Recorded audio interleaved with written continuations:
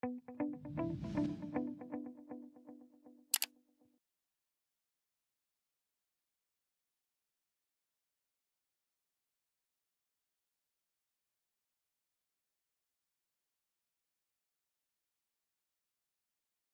pessoal, boa tarde a todos. Espero que todos estejam me ouvindo. Arthur, faz ok com a mão se estiver me ouvindo. Legal. Bom, muito bom a presença de vocês, né? São 5h05.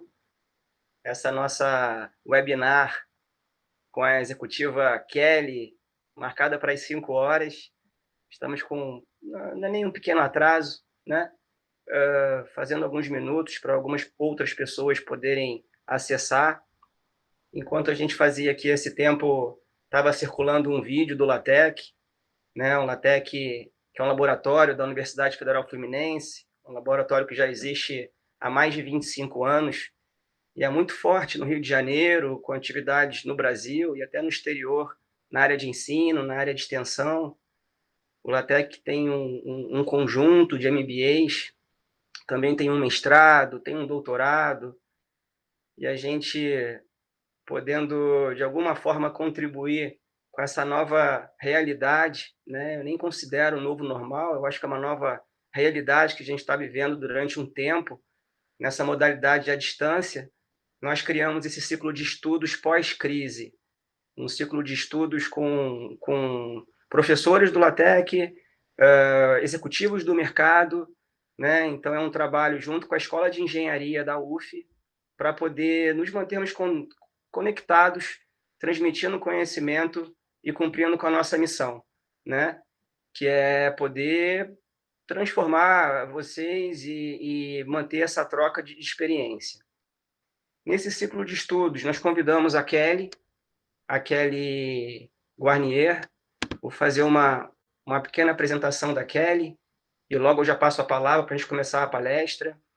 Eu peço, por favor, que vocês mantenham o áudio desligado para melhorar a transmissão. E durante a palestra, né, que tem uma previsão de 2 horas, mas isso a Kelly vai apresentar. Está planejado alguns momentos de uma pausa para perguntas, para uma reflexão. Nesses momentos vão poder fazer as devidas perguntas, mas também vocês podem registrar essas perguntas no chat para a gente poder aqui administrar e depois a Kelly responder. Bom, a Kelly possui 15 anos de experiência em transformação cultural, desenvolvimento de líderes, com foco na alta performance e gestão de mudança. Ela é psicóloga, com MBA em gestão de pessoas pela FGV, especialização em gestão de projetos. Hoje cursa a pós-graduação em neurociência e comportamento na PUC do Rio Grande do Sul e atualmente é executiva de recursos humanos em empresas multinacionais. Kelly, te passo a palavra, sinta-se à vontade e a gente vai estar aqui para dar todo o apoio a esse evento. Obrigada, boa tarde, pessoal. Obrigada, Sérgio. Muito bem-vindos, em primeiro lugar, obrigada pelo tempo de vocês, pelo interesse no tema que a gente vai conversar aqui. Eu vou começar agradecendo a parceria com a UF. Na verdade, eu sou psicóloga formada pela UF, tenho um carinho muito grande pela universidade e já venho aí interagindo mais de perto com a LaTeX também, tenho uma admiração grande pelo trabalho que o time faz. Acho que é um trabalho muito, muito interessante, com profissionais super qualificados, e é um prazer muito grande também fazer parte desse momento aqui de troca de conhecimento, de exposição aí um pouco do que eu sei, né, do que eu venho trabalhando ao longo desse tempo. A ideia é que seja realmente uma conversa bilateral, que não seja só uma apresentação de conteúdo, mas um fórum para a gente gerar juntos alguns insights, compartilhar algumas ideias que a gente tem, algumas estratégias né, conectado com o tema que a gente vai conversar, de como a gente pode se fortalecer do ponto de vista da inteligência emocional, como é que a gente pode incrementar, né, enriquecer o nosso autoconhecimento e, a partir disso, como é que a gente toma decisões mais interessantes e mais assertivas aí na nossa vida. Então, o Sérgio já fez uma pequena apresentação, eu sou executiva de recursos humanos, eu trabalho na área de RH faz muito tempo, desde que eu comecei aí a minha carreira, mas eu também faço algumas atividades paralelas, eu pesquiso bastante, eu brinco que eu me auto-intitulo como uma cientista organizacional, eu não me considero uma gerente de RH nos modelos que a gente tem mais tradicionais aí no mercado, mas sim, eu gosto muito de unir o conteúdo que eu estudo, que eu aprendo no dia a dia, com essa aplicabilidade prática. Então, a teoria sozinha ela é muito legal, mais legal ainda é quando a gente consegue aplicar a teoria na prática, quando a gente consegue ver a transformação de tudo aquilo que a gente aprende, que a gente escuta, que a gente lê, na prática, na nossa vida, na vida das pessoas que a gente trabalha e contribui. Então, eu tenho uma pegada muito científica e, ao mesmo tempo, aplicada à realidade de negócio, de gestão, de liderança, e a gente vem tendo resultados aí muito positivos. Atualmente eu trabalho na GSK, desenvolvendo especialmente não só o time, né, de contribuidor individual, mas de liderança também. E eu também escrevo bastante, né, em cima de tudo aquilo que eu aplico na prática, que eu transformo aí, eu aprendo a teoria na prática, eu transformo isso em ciência também, e venho trabalhando nessa vertente também de escrever e registrar todos esses aprendizados. Então, mais uma vez, obrigada a todo mundo. Eu vou começar a minha apresentação aqui, vou compartilhar o material, e o que eu queria combinar com vocês eu tenho uma apresentação que ela é dividida em alguns blocos de conteúdo, que eles vão se correlacionando o tempo todo, ao longo aí da nossa explanação, e eu vou fazer algumas paradas, porque como tem muito conteúdo, tem muita informação bacana, a gente pode fazer alguns momentos aqui também de troca, de responder algumas perguntas, de poder construir junto aqui algum raciocínio em cima do tema que eu estiver conversando. Então em alguns momentos eu vou fazer algumas paradas, acho que assim fica também mais interativo, e a gente não guarda a pergunta toda para o final, né? No final a gente também vai ter uma fase de pergunta, mas a gente pode ir também conversando ao longo da apresentação. Tá joia? Vocês podem ir colocando as perguntas aqui no chat, a gente vai lendo, nas paradinhas eu vou respondendo, e fiquem à vontade para contribuir, para colocar, para trocar ideia. De novo, a ideia aqui é que a gente saia tendo podido fazer realmente uma troca. E o meu aprendizado aqui também é gigante. Muito obrigada de novo a todo mundo, e vamos começar então. Eu vou compartilhar com vocês a minha tela. Vou pedir só para, quando vocês estiverem conseguindo ver. Bom, então vamos lá.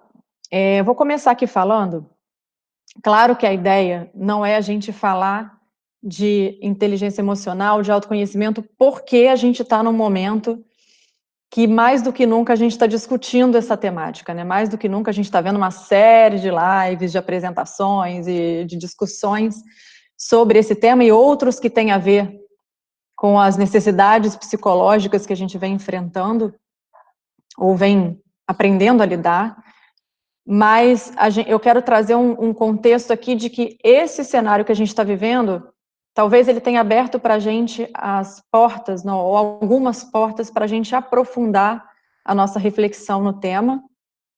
Ele sempre foi importante, vai continuar sendo. Eu acho que a gente teve um momento de dar uma pequena parada e conversar um pouco mais sobre isso, e muitas das vezes, para muitos, até de ver mais utilidade, né, de poder realmente aplicar mais o que a gente vem conversando ao longo do tempo, que a gente vem aprendendo. E aí, trazendo isso para esse contexto, eu vou trazer aqui alguns paralelos, né, alguns conceitos que às vezes que eles são distintos, e às vezes a gente acaba confundindo. E é legal a gente poder também aqui esclarecer e colocar isso em perspectiva. Então, o primeiro deles é um pouco da diferença do que é incerteza e do que é insegurança. Tem tudo a ver com o tema que a gente vai conversar. A gente aprendeu agora, né, mais do que nunca, talvez, mundialmente falando, que a incerteza é um negócio que ela tem algumas implicações na nossa vida, né? Tava tudo bem, a gente vivendo uma vida normal, de repente, obviamente que o normal aí tem muitas variações, né, quase como os 50 tons de cinza, mas vamos pensar aqui na nossa vida ali, cotidiana, e de repente a gente tem um isolamento social, a gente tem uma quarentena, a gente tem uma pandemia que atingiu o mundo inteiro e teve implicações na economia, na saúde, na sociedade de uma forma geral, na política, e a gente entendeu que, nesse momento, a gente não tinha muito um controle sobre a situação. Na verdade, a gente não tinha um controle quase sobre a gente, né? Porque muita gente aí acabou, todos nós, de alguma forma, a gente foi impactado de um dia para o outro, sem saber muito como reagir, né? Como lidar com isso. Então, a gente passou aí no início da quarentena, e eu me coloco muito aqui na situação, de reorganizar toda uma rotina. Eu ia, por exemplo, todo dia para o escritório, passei a trabalhar de casa, meu filho ia para a escola, passou a ficar em casa também, meu marido para o trabalho passou. Então, além de ter que dar conta do meu trabalho, né, tem comida, tem a limpeza da casa, tem atenção para a criança, né, para o filho fazendo aula online, as escolas se readaptaram, muitas das que não tinham esse ensino online tiveram que rapidamente implementar, né, a tecnologia, aprender como fazer. Então, a gente viu que o negócio virou de cabeça para baixo, né, quase, e num intervalo de tempo muito curto. E aí, nesse caso, a gente começa a separar um pouco daquilo que não está na nossa zona de controle, e que, apesar disso, a gente é diretamente impactado. E aí vem o outro lado, que é a questão da segurança, ou da insegurança, que esse sim, a gente tem o controle sobre. Então, embora eu esteja num cenário incerto, como é que eu me torno minimamente seguro dentro daquilo que eu tenho capacidade de controlar? Como é que eu me torno seguro dentro da minha rotina, dentro da minha casa? Como é que eu estabeleço os papéis de todo mundo? Porque a gente teve que fazer uma reorganização interessante aí, né? No início deu um pouco de trabalho, mas acho que agora a gente conseguiu mais ou menos aí se adaptar. Mas, embora exista uma incerteza do lado de fora, e ela não passou a existir só com a pandemia, na verdade, desde que a gente nasce, a vida é incerta, a gente não sabe se vai acordar no dia seguinte, se a gente vai ter a mesma saúde no dia seguinte, se a gente vai ter um ente querido, enfim, se a gente vai ter o nosso trabalho, a gente não sabe. O que a gente sabe é que quanto mais esse autoconhecimento a gente tem, quanto mais a gente se conhece e conhece as nossas fortalezas, as nossas dificuldades, mais a gente consegue criar formas de passar por essas situações mais difíceis, entendendo que, primeiro, assim, uma hora elas vão passar, né, nada dura para sempre, nem a felicidade, nem a infelicidade, mas a gente consegue passar de uma forma menos dolorida, que cause menos sequelas, menos traumas, menos sofrimento. Então, o investimento aqui que eu vou propor a vocês é a gente focar naquilo que a gente tem controle para mudar, que é a nossa segurança, que é as nossas emoções, né, são as nossas emoções, a nossa inteligência emocional, entendendo que o cenário incerto ele foi acentuado agora por uma situação, né, atípica, talvez a primeira aí da nossa geração que a gente viveu assim de uma forma tão globalmente impactante, mas a gente sabe que na nossa história a gente tem muitas outras, mas como que a gente lida com isso e a gente tira disso também os aprendizados. Então, o primeiro tema aqui é a gente não valorizar muito a incerteza, porque ela vai existir e a gente vai precisar viver com ela. Não fiquem chateados comigo, mas é a verdade da vida, né? Mas é a gente lidar com a nossa segurança, com como a gente consegue estar estabilizado emocionalmente, como a gente consegue garantir uma rotina mais ou menos estruturada, e a gente também passar um pouco dessa segurança para quem está perto da gente. Tem hora que a gente vai ficar mais para baixo, em mais questionamentos, mais conflitos internos, mas que é normal também, a gente vai ver um pouco disso aqui, né? A gente não vai viver uma fase só, um ciclo só, até porque isso sim seria patológico, mas como que a gente consegue entender isso, separar as estações e manejar, né, e tentar investir naquilo que de fato a gente pode e consegue mudar e tem um pouco mais de controle. E aí uma outra coisa que eu quero trazer é um pouco do porquê a gente está aqui. Por que esse tema desperta tanto interesse, por que não só, por que a psicologia vem crescendo, a psiquiatria vem crescendo, a autoajuda, enfim, seja lá o que trate do tema de inteligência emocional e autoconhecimento, vem crescendo tanto. A gente está vivendo uma fase que não tem nada necessariamente a ver com a pandemia, elas se cruzam no tempo, mas começou antes disso, que é uma fase que a gente está buscando muito mais por isso. E a gente também vai conversar aqui um pouco do porquê isso está acontecendo. E aí eu separo aqui também, para a gente começar a conversar, dois conceitos que são importantes da gente entender. O primeiro é o sentido e depois o propósito. A gente fala muito do propósito, né? Nossa, quero me encontrar, quero me descobrir, quero conhecer meu propósito. Ah, não estou feliz com o que eu estou fazendo, não encontrei meu propósito. Tudo bem, isso é um tema muito importante. Agora, antes do propósito, vamos entender um pouco o sentido. E é interessante que a gente faça um pouco essa correlação temporal, né? Que o sentido, a gente entenda ele antes do propósito, porque ele vai ajudar a gente, inclusive, a achar o nosso propósito. Então, o sentido para a gente aqui, para a nossa conversa, que eu vou colocar, é a nossa história. É como a gente cria a narrativa da nossa própria história, conseguindo olhar para o nosso passado, correlacionar esse passado com o nosso presente, entendendo que a gente está aqui porque a gente teve toda uma construção anterior, da nossa infância, da nossa adolescência, do início da nossa vida adulta e por aí vai. E que daqui para frente a gente vai continuar construindo, que é o nosso futuro, né? Amanhã é o meu futuro, mas amanhã, quando a gente chegar amanhã vai ser o meu presente, por aí vai. E a gente conseguir fazer com que o nosso passado, presente e futuro de novo, eles estejam correlacionados num sentido que a gente vai dar para eles e a gente vai reconhecer com uma legitimidade importante de que essa é a nossa história e que esses são os nossos aprendizados e que aqui tem as fontes onde eu quero buscar, eu quero conhecer mais, eu quero explorar mais, eu quero entender mais do potencial que eu tenho e tudo mais, mas a gente vai buscar tudo isso para sempre, né, porque a gente vive em constante busca, mas entendendo também que a gente já realizou muita coisa e dando um mérito para isso, dando um mérito para o nosso passado.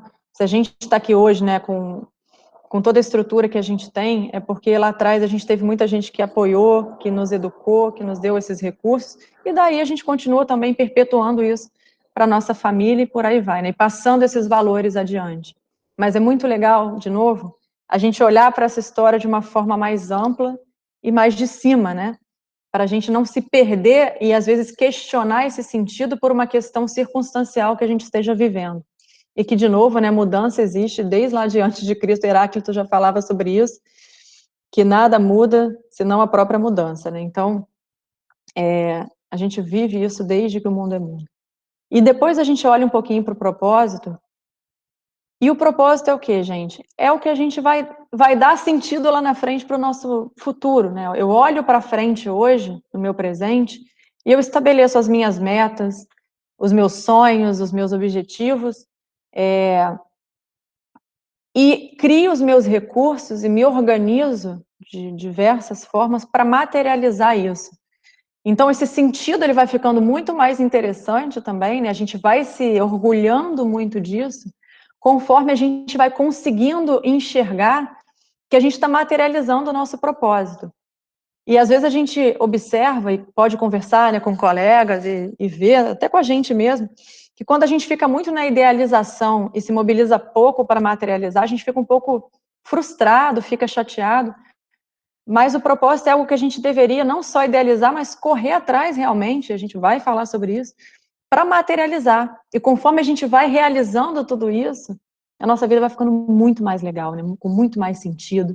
A gente vai trazendo momentos de felicidade, né, de alegria, com mais intensidade, com mais frequência. Então, vamos olhar para esses dois contextos, separar um pouquinho e a gente se organiza para conseguir dar vida ao nosso propósito, né? E manter a vida do nosso sentido.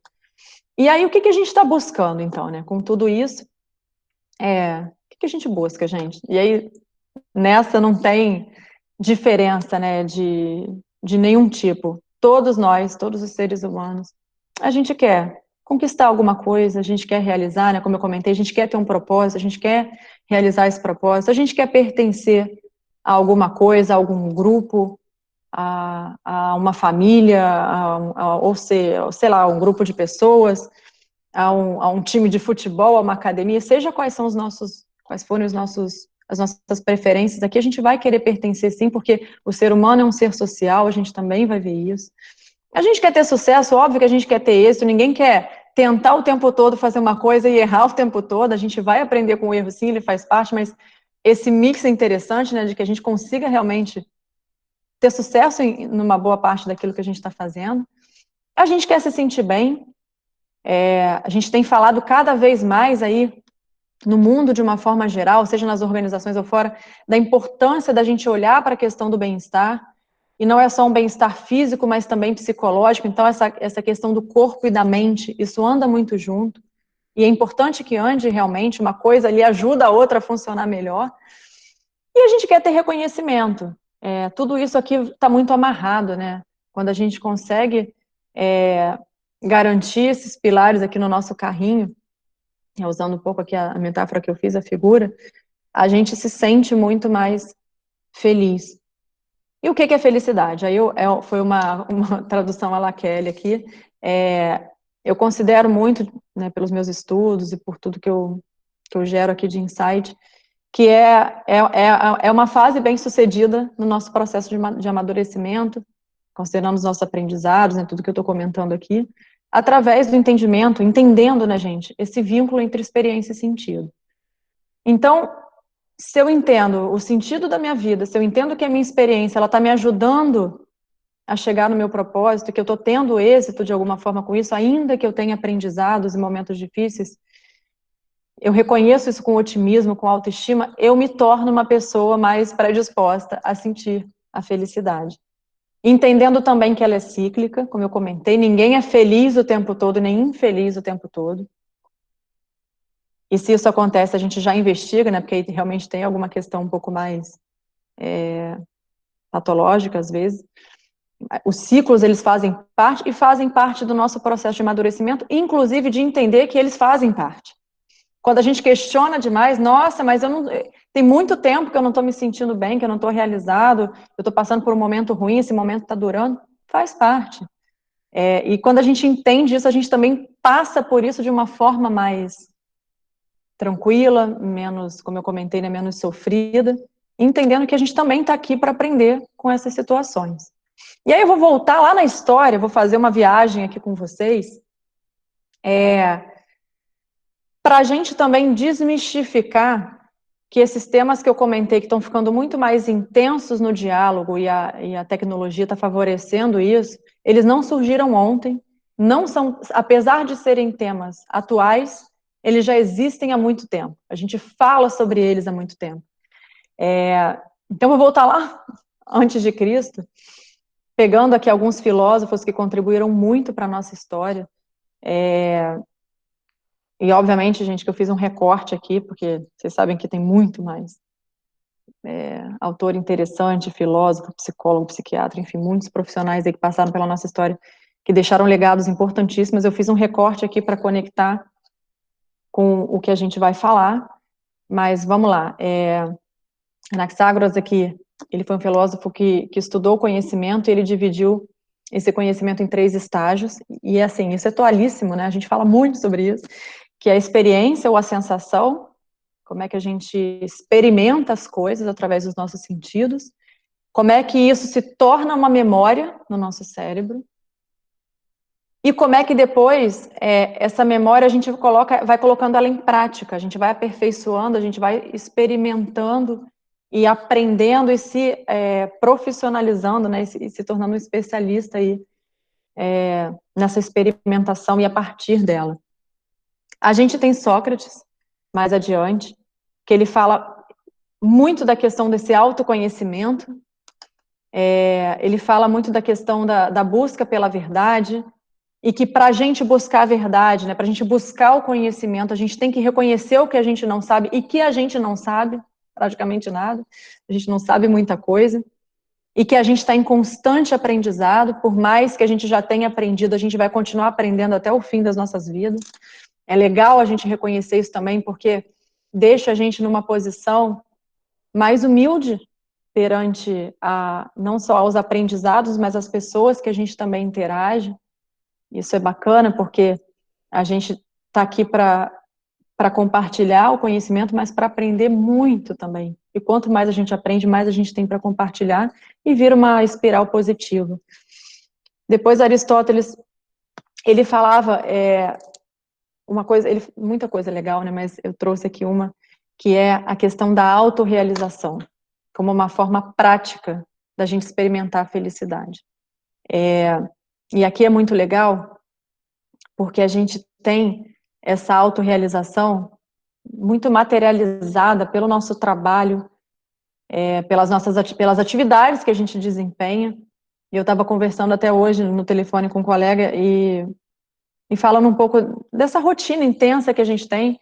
E eu estava comentando isso, quanto mais eu realizo coisas, mais feliz eu me sinto. Porque, primeiro, eu tenho menos tempo de assistir, né, um monte de notícia que às vezes deixa a gente mais para baixo, mas eu tenho menos tempo de ficar pensando no que eu não tenho ou no que eu gostaria de ter. Eu acho que quando a gente vai fechando um pouco essas opções e a gente se dá poucas opções, como a gente pode olhar até lá para os nossos pais, avós, eram pessoas talvez mais realizadas até do que muitos de quem a gente vê hoje, porque a gente, quando começa a ter opção demais, a gente fica meio perdido às vezes, né?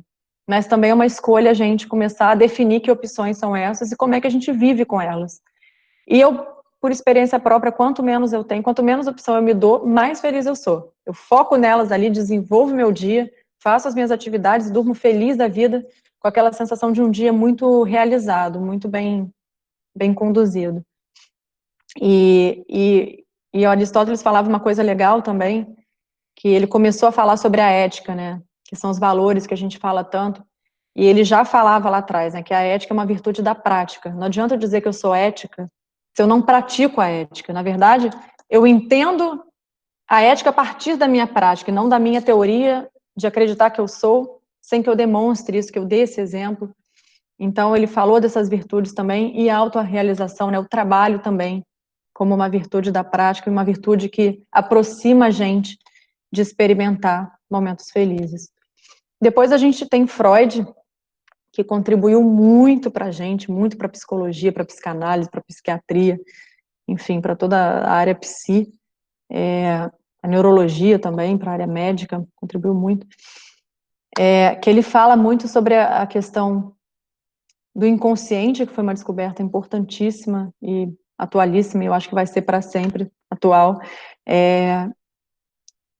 e esse inconsciente, às vezes, ele sabota a gente, né, ele boicota, então, quanto mais autoconhecimento a gente tem, mais a gente tem a chance de acessar coisas que, às vezes, a gente deixa guardadinha lá no inconsciente, e, eventualmente, em alguns momentos, elas voltam e acaba sabotando, né, a gente se sabota nesse sentido. Então, ele fala muito também dessa questão do autoconhecimento e da consciência como uma forma da gente amadurecer fazendo conscientemente uma negociação com os nossos desejos, como eu estava comentando, né, dessas opções todas, de tanta coisa que a gente quer, mas até dos últimos tempos para cá, e a gente vai falar sobre isso, né, a tecnologia, ela é muito positiva para muita coisa, e nesse sentido, às vezes, não tão positiva quando a gente fala muito de rede social, né, daquilo que a gente está escolhendo ver, e quando a gente começa a se comparar com outras pessoas, a gente começa a achar que a nossa vida está muito ruim, porque as pessoas não postam momentos infelizes na rede social, postam momentos felizes,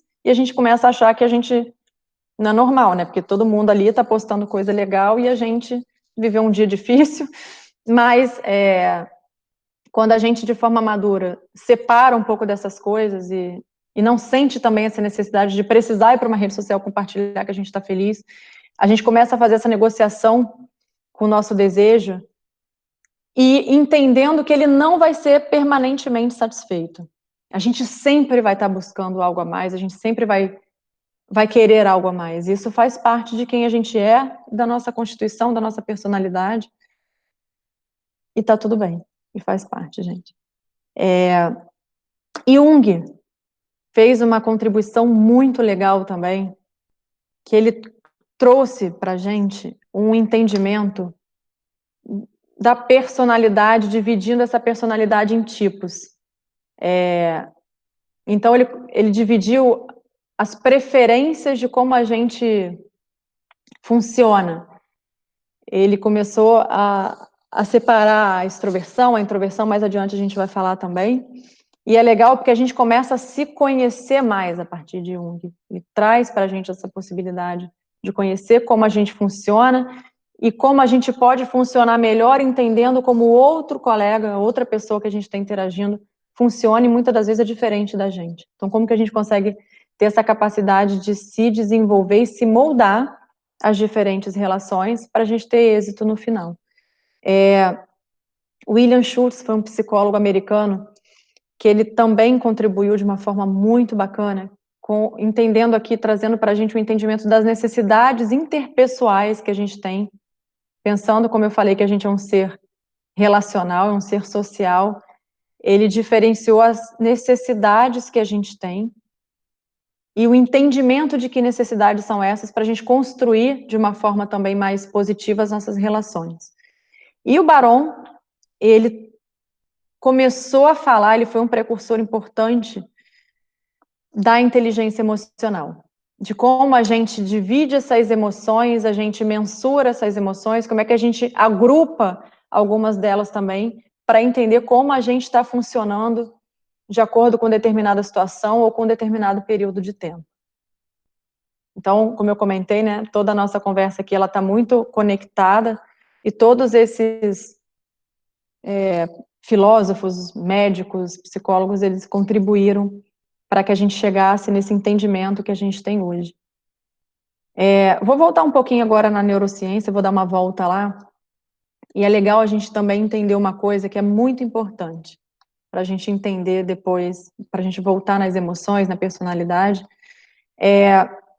A gente é uma evolução, né? A gente sabe disso, a gente é o formato mais evoluído aí da nossa espécie até agora. E a gente sabe que antes da gente, a parte mais evoluída era uma parte mais emocional. Então, para a preservação da espécie, para a caça, para a defesa, o que os animais usavam eram as emoções, eram os instintos ali de se antecipar aos riscos, aos problemas, né, aos ataques.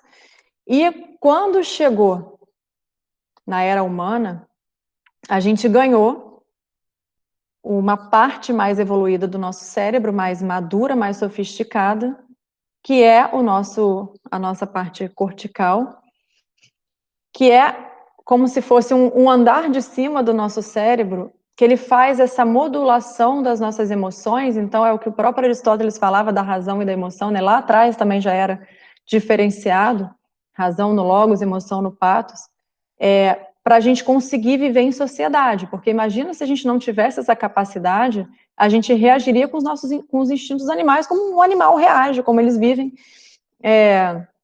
na dinâmica deles. Então, a gente ganhou essa capacidade de ter uma função, né, várias funções cerebrais, para fazer a modulação das nossas emoções e a gente conseguir se comportar em sociedade, se comportar dentro da nossa espécie. E a gente sabe que o cérebro, essa parte cerebral mais sofisticada que eu comentei, ela termina o seu amadurecimento a gente já entrando na idade adulta. É onde a gente ganha plena capacidade de tomar uma decisão, onde a gente consiga visualizar um impacto mais no longo prazo, a gente consegue segurar alguns impulsos ali, dependendo da situação que a gente está lidando, a gente ganha filtros, né? Vamos dizer assim, numa linguagem mais coloquial. E a gente sabe que, então, esse cérebro emocional são as crianças, né? Elas ainda têm esse cérebro ainda muito, muito forte, ali, muito latente. Aqui, fazendo um paralelo aqui, né? Ele é a parte mais reativa, mais defensiva, ela foca mais nas necessidades imediatas, no aqui e no agora. Não tem muito essa noção temporal, então a gente tem necessidade, a gente quer satisfazer, né? A criança é assim, ela quer naquele momento. Depois que passa, igual a gente fala assim, se a gente não Vamos deixar esquecer, daqui a pouco passa, ela vai esquecer. É bem assim mesmo, é responsável pela defesa, pela manutenção da espécie, né, da vida. É uma aprendizagem mais passiva, são reações automáticas, muito mais inconscientes. E depois a gente tem... E esse cérebro a gente usa 95% do tempo. Né? Porque lembrando que a gente é uma evolução da espécie. A gente depois tem o cérebro racional, que é muito mais recente, né, como eu comentei, mais proativo, é uma aprendizagem mais ativa, é mais consciente, e é responsável por a gente tomar as nossas decisões, por a gente criar, por a gente trazer soluções para os nossos problemas. É o que a gente fala da racionalização, né, pela memória mais voluntária. Então, é uma parte importantíssima que a gente tem esse recurso, né, para usar mais a nosso favor. Até aqui, vou dar uma paradinha. Sérgio, tem perguntas? Oi, Kelly. Oi. Opa, boa tarde. Desculpa, tive um probleminha aqui no computador, Nada. Mas tudo certo. Olha, no momento, pelo chat, não temos perguntas. Alguém quer fazer alguma pergunta, pessoal? Querem abrir o microfone, perguntar, colocar alguma coisa? Pessoal, momento de interação com a Kelly, né? Se alguém tiver o interesse de fazer alguma consideração sobre o que ela apresentou, ou mesmo alguma pergunta, fica à vontade. Kelly, você pode parar a apresentação. É verdade. Para aparecer o seu vídeo. Posso. Posso. Alguém quer fazer algum comentário, tirar alguma dúvida? Algum insight? Bom. Oi, Kelly. Sim, vamos lá. Obrigado. Fica à vontade, Raquel. Apareceu uma pergunta. Oi, pode falar, Raquel. Depois apareceu uma no chat aqui também. Oi, Kelly, que você estava falando na parte do autoconhecimento em relação com as relações que a gente cria com o outro, né? Uhum. E eu estava pensando aqui, eu estou há um tempo já construindo esse processo de autoconhecimento na minha vida, e parece que conforme ele vai se desenvolvendo, eu vou me tornando uma pessoa mais tolerante em relação às outras pessoas, assim, considerando mais o jeito específico de cada um, tentando entender melhor. Eu acho que é bem isso que você falou, assim, pelo menos eu consegui identificar isso um pouco do que eu estou vivendo, assim. Excelente. A gente consegue, que aí eu vou pegar, obrigada, Raquel, a sua colocação com uma pergunta que apareceu aqui no chat, até que ponto a parte lógica consegue controlar a parte emocional? Sensacional.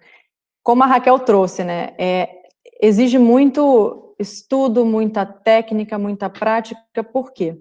Porque a gente sabe que o nosso instinto primário, né, 95% do tempo, a gente tem aquele impulso de manifestar uma determinada emoção. Eu estou dialogando, tive uma discussão com uma pessoa, não gostei, qual é a minha primeira reação? É falar o que eu pensei na hora, jogar a bomba ali e depois, eventualmente, até prejudicar essa relação. Conforme a gente ganha esse autoconhecimento e a gente consegue usar de forma consciente mais a nossa parte racional, o que a gente pensa nessa situação? Estou bem chateado, estou bravo, mas deixa eu separar aqui o que eu devo levar para o pessoal, o que é de mim dessa discussão, o que é do outro. Vale a pena, dependendo da discussão que a gente está tendo, né, pensando no propósito que a gente tem com essa discussão, vale a pena eu me indispor com essa pessoa por essa questão? Será que se eu tiver essa reação mais explosiva, né, eventualmente, mais intempestiva, eu não vou prejudicar o meu objetivo final? Então a gente começa a fazer essas ponderações. É como se a gente começasse, eu faço uma metáfora às vezes, né, eu gosto de falar sobre isso, de uma grande balança. A gente pega uma grande balança imaginária e vai colocando prós e contras ali do tipo de que reação eu vou ter na situação e o que ela vai gerar depois daquilo, né? Que é essa capacidade que a gente tem de medir, né, de calcular a consequência de uma determinada atitude num longo prazo. Às vezes, quando a gente é mais jovem, né, de novo, esse cérebro ele vai evoluindo com o tempo, ele vai amadurecendo, a gente lembra, né, do nosso passado, a gente já foi muito mais questionador, muito mais impulsivo, a maioria de nós, pelo menos.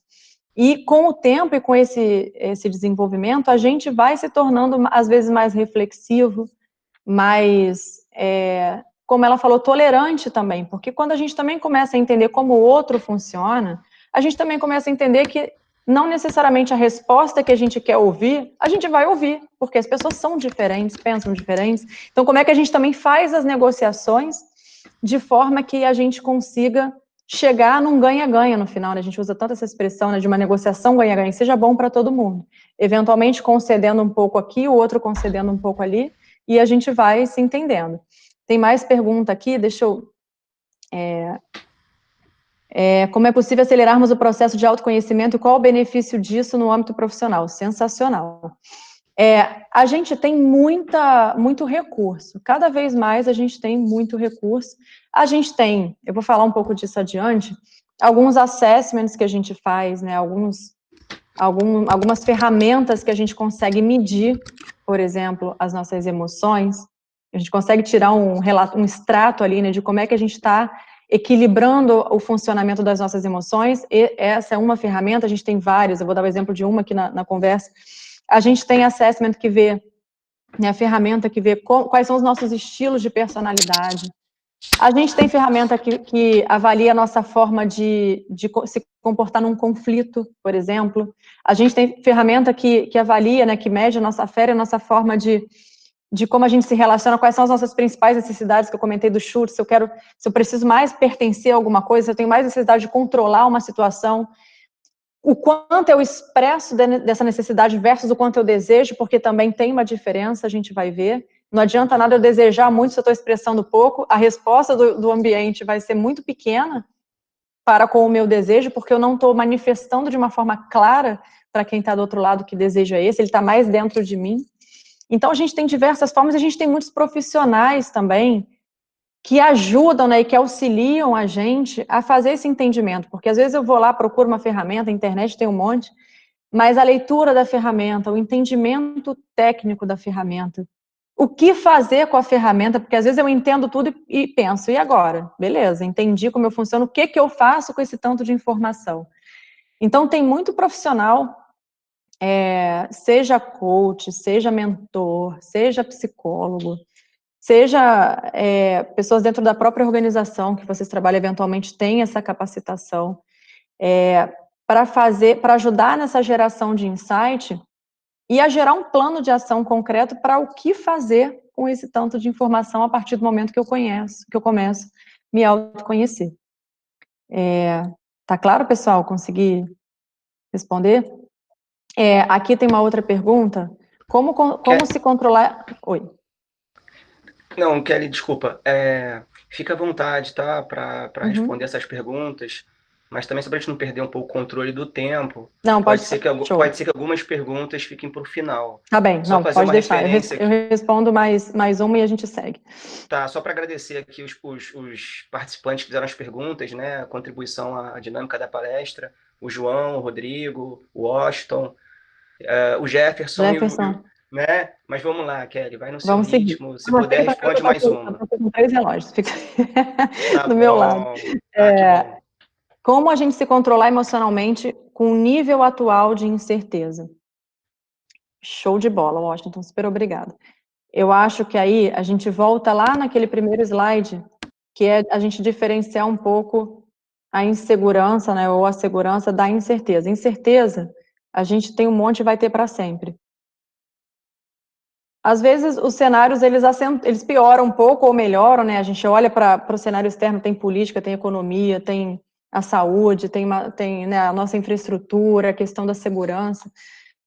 Às vezes, quando piora um pouco tudo isso, essa gestão, a gente se sente mais inseguro do ponto de vista externo, né? De fora para dentro, vamos dizer assim. Mas o que eu penso, né, que a gente deveria focar na nossa segurança de dentro para fora.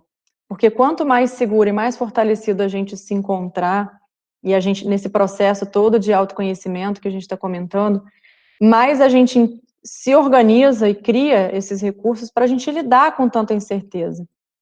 Então, assim, dentro dessa incerteza toda, o que está na minha mão gerenciar? O que eu posso fazer de melhor para eu terminar o meu dia mais feliz, mais satisfeito? E aí a gente trabalha em cima disso. Porque tem uma incerteza que está lá fora que pouco a gente pode fazer, infelizmente, né? E quando a gente pode, a gente faz. mas a gente poder separar um pouco, porque senão a gente sofre por aquilo que a gente não tem o poder de controlar, e nunca vai ter, e nunca teve, e a questão da gente ter acesso a tanta informação o tempo todo, acaba, o tempo todo mesmo, né, em tempo real, acaba deixando a gente mais ansioso às vezes. Mas vamos lembrar que o mundo sempre foi assim, né? O que acontece é que agora a gente tem muito mais acesso à informação, a uma quantidade enorme de informação o tempo inteiro. E aí a gente fica mais, às vezes, mais em crise, né? Tá bom? Vamos seguir, eu vou voltar a compartilhar minha apresentação. Deixa só eu... Jefferson, na sequência, na próxima parada, a gente responde a sua pergunta. Isso, excelente. Obrigada, Sérgio. Quando estiverem vendo a minha tela, Sérgio, se você puder me dar um toque, por favor. Tá ok, já estamos vendo. Perfeito. Show. Aqui, rapidamente, não vou aprofundar no Jung, porque aqui seriam 2 horas só de Jung, pelo menos. Jung traz pra gente, como eu comentei lá atrás, uma diferença dos estilos de personalidade. E isso é muito legal, porque ele separa a extroversão da extroversão, por exemplo, que é como a gente se energiza e a gente foca a nossa atenção. Então, pessoas mais extrovertidas preferem estar em contato com outras pessoas, preferem interagir na maior parte do tempo, preferem se energizar com o que vem de fora para dentro. Ao passo que o introvertido é o contrário. Então, são pares dicotômicos de preferência que a gente chama. O introvertido, ele se energiza com o seu mundo interior. Então, são pessoas que preferem mais, ou numa boa parte do tempo, ler um livro, ver um filme nas suas horas vagas, tem uma necessidade de se reenergizar mais sozinho. E qual é a implicação disso na vida mais profissional ou mais social? Que o extrovertido muitas das vezes fala mais, aqui tem variações, né, tem gradações dentro da ferramenta que a gente trabalha, tem gente que expressa com mais intensidade, mais frequência, preferência, ou não, mas o interessante da gente entender aqui é que se eu sou muito extrovertido, eu preciso estar o tempo todo com as pessoas, eu posso ter um colega que ele não quer almoçar comigo todo dia, mas não é porque ele não gosta de mim, é porque ele precisa daquele almoço, que é uma parada que ele tem durante o dia, para gerar suas ideias, para pensar, de repente, no tema de uma próxima reunião, para fazer esse processo de reenergização. Então, a gente começa a entender, primeiro, que as pessoas são completamente diferentes, e que essas diferenças, elas são complementares, elas não são excludentes, e não existe melhor ou pior, na perspectiva de Jung, só existe o diferente, e é muito bom, né, porque a gente garante essa heterogeneidade de perfis e de formas de pensar, mas a gente começa a entender que muitos conflitos, eles acontecem aqui, e quando a gente percebe isso, a gente vê que não é algo com a gente, é sobre como a pessoa funciona. Então, quando a gente começa a respeitar esses limites do funcionamento, não só o nosso, mas o alheio, a gente também consegue preservar e ter relações muito mais poderosas e potencializar essas relações efetivamente. A gente tem aqui depois a sensação e a intuição, que é a forma como a gente busca informação, quando a gente quer pensar numa ideia, num projeto, num propósito, num objetivo, e essa sensação normalmente são pessoas que buscam informação a partir de algo que já existe, a partir de algo já dado, de uma informação já adquirida, né, já aprendida. Então, são pessoas que olham mais para o fato e para o dado, gostam do dado. E a intuição são pessoas que navegam mais no mundo abstrato. Então, pensam não no que foi, mas no que pode ser. Então, são mais imaginativas. E aí, se você vai estar no ambiente de trabalho, né, vai receber um feedback, por exemplo, do seu chefe, que ele é mais intuitivo, ele vai falar assim para mim: Kelly, pode acontecer, né? Tô te percebendo um pouco mais quieta, tá calada ultimamente. Aconteceu alguma coisa? E aí eu vou perguntar para ele: em que situação você me observou mais calada? Onde foi que eu te demonstrei que eventualmente te fez pensar que está acontecendo alguma coisa? Se eu sou concreta. E aí a gente começa a perceber também, extremamente nesses processos de feedback, né, de troca, que as conversas ficam às vezes meio conflituosas ali, porque, de novo, o funcionamento é diferente. E não tem problema nisso, senão que quando a gente entende, a gente também começa a ser mais tolerante, como foi muito bem dito, e a gente consegue contribuir com essa dinâmica, com esse diálogo. Depois a gente tem Pessoas que são mais racionais, que a gente chama de pensamento, que são tomadas de decisão com base muito mais na lógica e na razão, de forma primária, ou seja, né, essas pessoas usam mais o córtex pré-frontal, como eu comentei com vocês, numa intensidade maior de tempo, e as pessoas que são mais sentimentais, que pensam muito no impacto da decisão no outro. Normalmente são pessoas que têm mais empatia, que têm mais esse olhar para o sentimento do outro, para como essa decisão está impactando. E, de novo, não tem certo e errado. Tem aqueles perfis que, eventualmente, vão se adequar para um determinado contexto, que é exigido, né, uma habilidade X, e outros para outro. Depois a gente tem a última questão de estilos de vida, que são julgamento e percepção. Então, o julgamento fala de pessoas que são mais planejadas, estruturadas, previsíveis, não gostam de surpresa, de instabilidade. Essa galera... Gente, eu posso dar o meu testemunho. Assim, quem tem essa característica muito acentuada, né, de preferir dessa forma o tempo inteiro ou na maior parte do tempo, no momento da pandemia ficou como?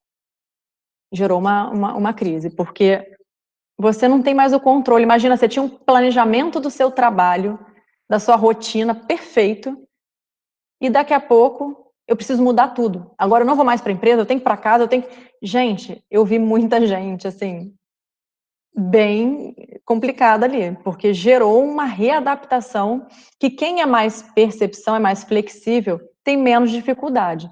E aqui, de novo, não tem certo e errado. Essas pessoas também que são mais estruturadas, no momento do dia a dia, para materializar um projeto, não perde prazo, se antecipa a risco, é muito legal. Por outro lado, tem momentos que vão ter mais dificuldade, como os que são mais flexíveis também, perdem prazo, não tem problema, eventualmente, de negociar em cima da hora. Então, funciona mais na pressão, mas são características diferentes. A gente agora começa a olhar para os nossos colegas do lado e começa a entender, agora estou aqui me lembrando de um aqui, outro ali, e a gente começa a entender que essas diferenças, elas existem. No final do dia, a gente tem uma ferramenta que a gente faz essa aferição, e ela gera 16 combinações dessas letras, né, que eu comentei para vocês, esses pares de preferência, e cada uma delas tem um estilo de como a gente se comporta. Vou agora falar um pouco de Schultz, que aí ele já fala, dentro da interação, né, dentro de um relacionamento, como é que a gente expressa o nosso comportamento. E aí ele fala de algumas dimensões que são muito legais. Ele fala primeiro que a gente precisa utilizar a verdade dentro da nossa relação como uma ferramenta importantíssima, porque ele fala que a gente mente quando a gente sente medo. É como se a gente utilizasse a mentira como um recurso para a gente se proteger de algo que, se a gente falar a verdade, pode ter algum tipo de consequência que a gente não sabe como vai lidar. Então a gente mente, passa por cima, segue a vida, mas para gerar confiança, para a gente ter uma relação mais profunda, mais madura, a verdade vai doer muitas das vezes, mas ela vai ser importante para todo esse processo de crescimento, de amadurecimento. Ele fala que todas as nossas escolhas, elas determinam os acontecimentos da nossa vida. Então, aquele sentido lá atrás que eu comentei, ele foi criado ao longo da nossa história a partir das escolhas que a gente fez, a partir das decisões que a gente tomou sobre a nossa vida, e aquilo foi gerando as consequências posteriores que se tornaram parte da nossa história, né? Se tornaram fatos que hoje são parte da nossa história. Ele fala da simplicidade, né, que para toda situação existe uma solução simples, é a gente olhar mais para a solução e menos para o problema, cultivar mais, né, esse olhar para a solução e essa positividade em direção à solução, do que a gente ficar ali se lamentando com o problema. Uma vez que ele está dado, nos resta buscar a solução, na ótica de Schultz. Ele fala da limitação, que a gente se torna mais limitado a partir da nossa, do nosso preconceito, né, da nossa crença de que a gente tem a nossa limitação. Então, a partir do momento que a gente vai... É um boicote, né, muitas das vezes inconsciente. A partir do momento que a gente pensa que a gente não tem capacidade de realizar tal coisa, ou de materializar, ou de ter um determinado sonho, a gente desiste dele e segue a vida frustrado. Então, quanto mais a gente acreditar que a gente é capaz, entendendo que temos as nossas limitações, sejam quais forem, e aí, de novo, a gente deve se espelhar, né, nas redes sociais, isso é um perigo, porque a gente deve se espelhar e desejar aquilo que está próximo da gente. Não adianta eu olhar para uma determinada pessoa com um determinado estilo de vida, ou, né, um determinado recurso que eu sei que, assim, são realidades muito diferentes da minha, e eu vou ficar desejando aquilo frustrada e chateada, porque como é que eu vou ter aquela vida?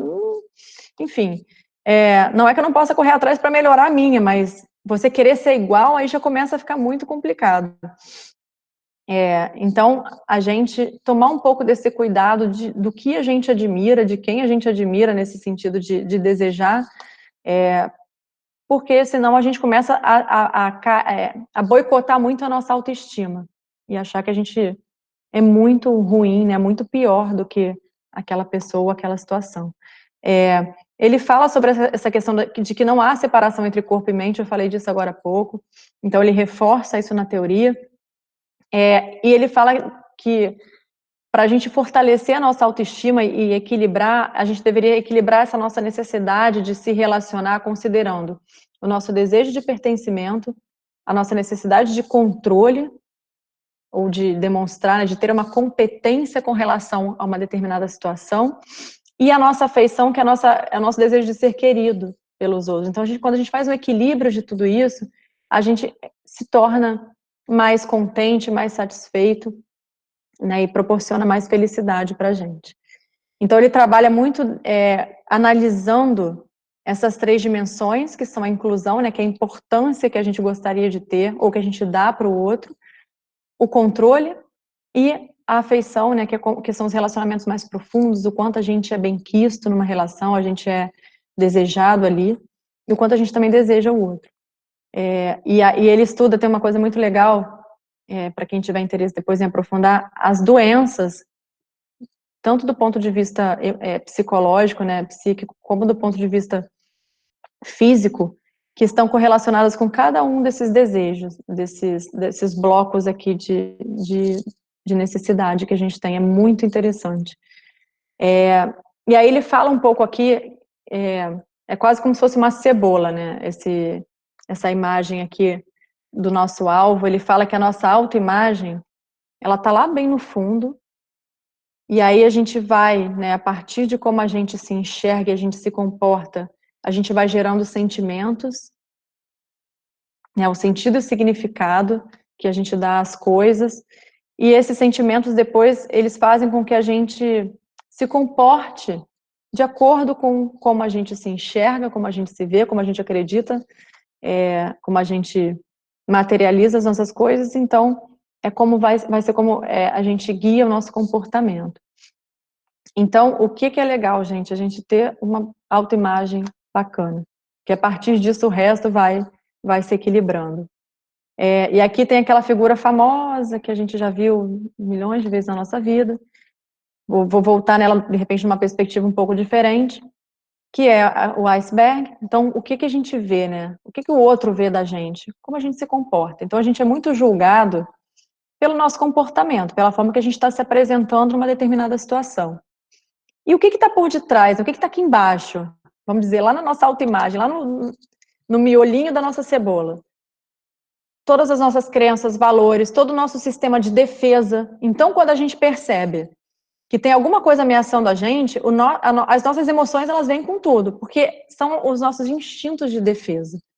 E esses eventos, né, tanto do ponto de vista positivo como negativo, o nosso cérebro ele vai criando esses recursos e vai ativando ali alguns sistemas de recompensa, se forem, né, por exemplo,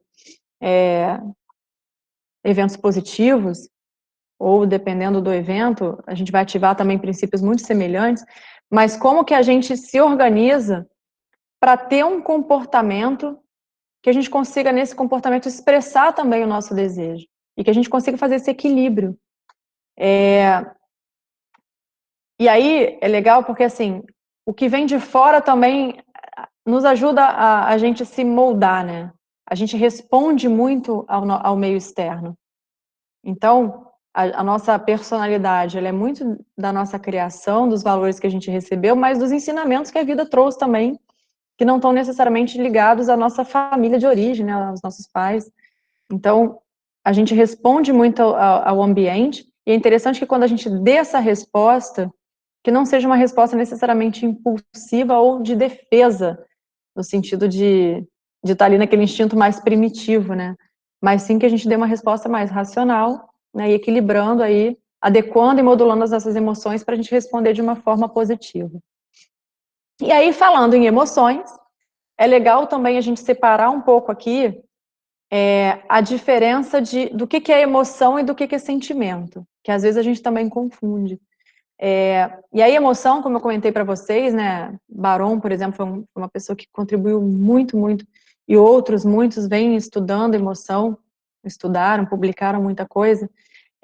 Ela significa um conjunto de respostas químicas que a gente tem, neurais, né, baseados nas nossas memórias emocionais, nos acontecimentos do passado, quando a gente tem um estímulo externo. Então, como que a gente responde? Por que eu considero que uma determinada situação me ameaça?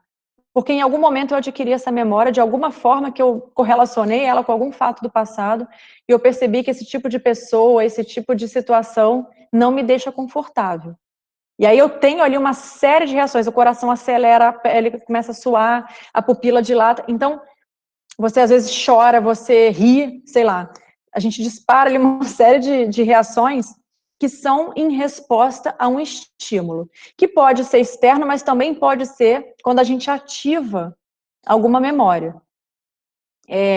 E o sentimento e a emoção a gente consegue medir. A gente tem diversas ferramentas que fazem essa mensuração da nossa emoção, ou do equilíbrio que a gente tem, né? Como é que a gente modula essas emoções de forma mais equilibrada.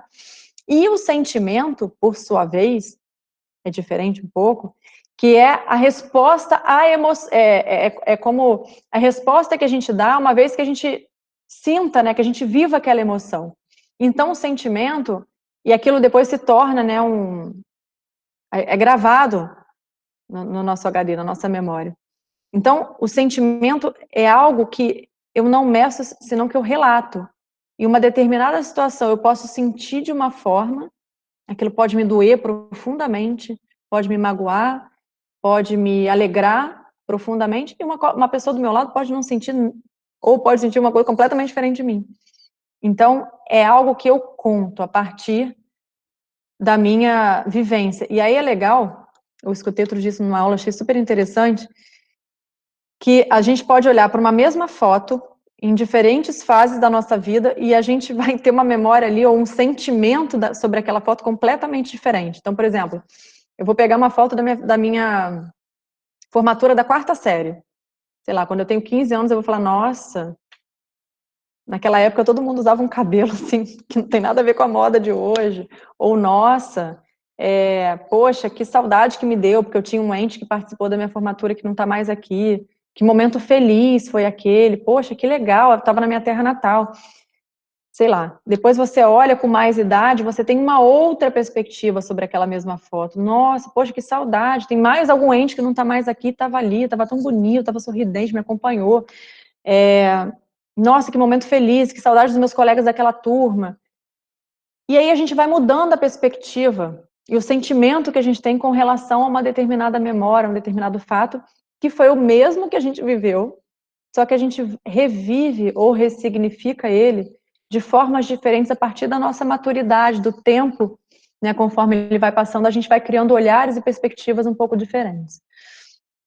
E aí aqui é legal, uma coisa super importante da gente falar, existe uma dinâmica que acontece no nosso cérebro, que é como que a gente equilibra esses estágios positivos e negativos de excitação, né? De como a gente experimenta os nossos afetos, os nossos estados afetivos.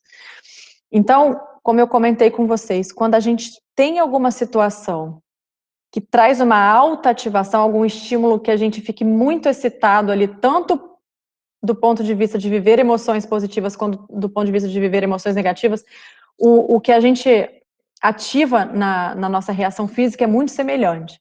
O coração bate forte, acelera, a gente começa a suar, pupila dilata, às vezes você fica com o corpo mais rígido ali, mas tudo muito primitivo, né, preparado ali para se defender, ou para comemorar, sei lá, e isso pode ser proveniente de uma situação que deixou a gente muito feliz, muito elétrico ali do ponto de vista de animado, de excitado, como do ponto de vista de estresse, assim. Isso pode acontecer das duas formas, como o contrário, né, quando essa ativação é mais baixa, e que também pode acontecer com emoções positivas e negativas, com afetos positivos e negativos, a gente pode estar num momento em que a gente está mais calmo, a gente está mais relaxado, está mais estável, confortável, mas a gente está ali, num final de semana, relaxei, desacelerei, estou vendo meu filme, estou relaxado, estou calmo. Ou eu posso estar ali também chateado, mais triste, porque alguma coisa aconteceu, mas eu estou também com o corpo mais relaxado, músculos ali tranquilos, mais relaxados, baixa ativação. E o que é importante de tudo isso, pessoal? A gente consegue se classificar de acordo com determinadas situações, né, como eu comentei, com determinados estímulos externos, e o importante é que isso daqui se alterne. Se a gente for transpor esse gráfico aqui para o mundo do trabalho, vamos olhar aqui um pouquinho, que interessante. Quando é que um funcionário, por exemplo, está engajado? Quando ele tem um estágio de ativação com uma certa frequência, assim, mais alto, vivendo momentos de prazer, de felicidade, de gratidão, de entusiasmo, ele está num projeto bacana, ele está sendo reconhecido, aquela dinâmica está positiva, ele entrega, ele recebe a recompensa, ele ganha uma nova oportunidade, e ali está bacana. Também ele chega em casa, ele vai curtir a família, ele vai dar uma desacelerada, vai tentar ter uma boa noite de sono. Então, essa alternância, ela é muito importante. Se eu fico nesse estágio de ativação muito tempo, o que acontece? Eu viro o que a gente chama de workaholic, né? Aquela pessoa que vicia no trabalho, por exemplo, que não para nunca, tá toda pilhada ali o tempo todo, mas o que acontece em cima disso? A pessoa começa a dormir mal porque ela não acalma, ela não tem aquela fase de alternar, né? Alternar ali a frequência. Ela começa a ficar preocupada demais com o trabalho, até se preocupar com o que nem se preocuparia numa situação mais tranquila, né, de mais calmaria, dela mais serena ali diante da situação. Ela começa a chegar no trabalho porque não dorme bem, com mais irritabilidade, com mais tensão. Isso gera conflitos entre os colegas. E aí começa a virar também, acaba com a equipe se estiver liderando pessoas, começa a virar uma dinâmica que não é positiva para a pessoa. O perigo disso é que às vezes a gente está vendo a pessoa ali muito pilhada, muito motivada, a gente não sabe como é que está sendo esse ciclo do dia dela. E aí às vezes a gente vai dar mais trabalho, nossa, tá pilhada, tá motivada, vamos que vamos. E a pessoa daqui a pouco começa a ficar mais, que a gente chama aqui, né, aí uma hora ela desacelera, às vezes até por uma somatização no corpo, né, fica com algum resfriado, pega alguma doença, alguma coisa, alguma virose, sei lá, e aí ela começa a ficar muito estressada, aí começa a ficar batida, apática, o que a gente chama do burnout, né, que é uma doença do trabalho mesmo, que a pessoa começa a ficar apática demais, começa a apresentar sintomas mais depressivos, daqui a pouco ela se afasta porque ela já não está dando conta mais. Então, é legal a gente cuidar de tudo isso e pensar nessa alternância. Se a gente também fica satisfeito aqui por muito tempo, eu estou estável, estou tranquilão. Daqui a pouco a gente está desmotivado, porque a gente se sente demais na zona de conforto, não tem nada diferente na nossa rotina. Eu sinto que eu parei de aprender, que eu parei de contribuir de uma forma diferente, onde eu seja desafiada, eu me sinto ali naquela adrenalina boa de achar que eu não vou conseguir, eu corro atrás, eu consigo. Então, é legal a gente fazer essa alternância, pessoal. Vamos ter bastante atenção para isso, porque isso garante uma sustentabilidade aí do nosso estado emocional também. E aí tem um estudo muito legal de uma psicóloga e professora de uma universidade da Carolina do Norte, nos Estados Unidos, que ela estudou muito, ela fez várias experimentações, e ela criou um algoritmo para esses estados afetivos que eu trouxe aqui atrás. Ela fala que a gente deveria, baseada na nossa teoria evolucionista, né, do nosso cérebro, da nossa espécie, ter 3 momentos, assim, de ativação positiva para um. Né, 3 momentos do lado direito, vamos colocar assim, para um do lado esquerdo. E aí ela diz que assim a gente amplia a nossa capacidade cognitiva, a gente se torna, né, consegue ter mais predisposição para uma criatividade maior, para uma adaptabilidade, uma flexibilidade, que tudo isso é muito conectado. E a gente pensa, a partir da ótica dessas emoções, como é que a gente deveria agir, e aí vai criando também, né, uma espiral, uma dinâmica mais positiva para a gente. Querem dar mais uma paradinha? Consigo aqui. Kelly, nós tem uma pergunta do Jefferson, né? Já que eu estou entendendo que é mais uma paradinha, uma da Manuela, e mais uma do João, referente com relação a uma referência, que aí depois, se for possível, né, disponibilizar até algum contato, de repente um e-mail, não sei, porque naturalmente pode ter algum desdobramento dessa palestra de alguma dúvida ou algum contato, e aí facilita para todo mundo, tá? Mas fica à vontade para responder a pergunta do Jefferson, da Manuela e de mais alguém também, e depois continuar para ver se a gente dá mais uns termina minutinhos. às 19 horas. Isso, Tá fica ótimo. tranquilo que estamos aqui com conteúdo ok. Com relação, vou começar de baixo para cima, com relação à referência, esse material vai estar disponível, né, a gente pode depois compartilhar. Eu vou deixar os meus contatos também ao final da apresentação. Quem tiver interesse em me acessar diretamente com alguma curiosidade ou alguma questão, pode me acessar, vou ficar super disponível para vocês, vai ter meu LinkedIn, meu e-mail, meu Instagram profissional, então vai ter isso no final, fiquem à vontade aí depois para me procurar, bem como apresentação, depois vai estar gravado, vocês podem acessar. E aí vamos lá, vamos voltar aqui para a pergunta do Jefferson. Eu falei de Jung, considerar que podemos aprender com as ações dos outros para aplicar em nossas vidas ou deixar de fazer quando consideramos exatamente. Na verdade, vou voltar lá um pouquinho em Jung, Jefferson, muito obrigada pela sua colocação, excelente. Aquelas tipologias, segundo Jung, a gente tem mais, vamos dizer assim, a gente tem mais dificuldade de mudar de um polo para o outro. Como é um inventário que busca lá da nossa essência, se a gente tem uma preferência pela extroversão, é muito provável que a gente passe a nossa vida, ou a maior parte dela, preferindo ser extrovertido. O que pode mudar, e isso frequentemente é possível, já dou meu depoimento pessoal aqui que já aconteceu, é a gente equilibrar a frequência com a qual a gente demonstra ou expressa aquele comportamento, ou aquela necessidade. Então, esse aprendizado com o outro que o Jefferson trouxe é importantíssimo. Por quê? Inclusive pelo feedback que a gente recebe. Então, assim, eu sou muito extrovertida, eu falo demais, eu tô numa mesa de reunião, não deixo ninguém falar, porque eu tenho uma necessidade, não que todo extrovertido seja assim não, tá, gente? Mas supondo que eu seja uma extrovertida que eu tenho uma extroversão muito forte, e eu tenho uma necessidade grande de estar ali, de interagir, como que eu recebendo um feedback, eu penso, poxa, realmente, eu não deixei o espaço ali para o meu colega falar. E os introvertidos muitas vezes têm dificuldade, porque se é uma mesa de muito extrovertido que expressa mais, né, se comunica mais, com mais frequência, o introvertido espera a hora dele de falar. E às vezes não tem a hora dele. Eu sempre falo para os introvertidos, quando a gente está trabalhando no desenvolvimento, levanta a mão, não espera essa hora, porque você vai perder a oportunidade de se colocar e de trazer sua contribuição para a mesa. Eventualmente, as pessoas não vão dar a sua hora se você não pedir. Porque perfis diferentes, de novo, né? Ali o funcionamento de cada um vai ser diferente. Consegui, Jefferson, te responder? Manuela colocou que eu mencionasse os benefícios do autoconhecimento e da inteligência emocional no âmbito profissional. A gente vai falar bastante disso. Já eu vou entrar na inteligência emocional com um pouco mais de profundidade e a gente vai falar um pouco, e aí no final a gente também pode trocar questões mais específicas, né, para a gente conseguir exemplificar, mas a gente vai falar assim. Obrigada, Manuela. Como identificar esses estados de saber, como dosar as tarefas que passamos ou cobramos das pessoas que gerenciamos? Feedback, gente. Feedback o tempo todo.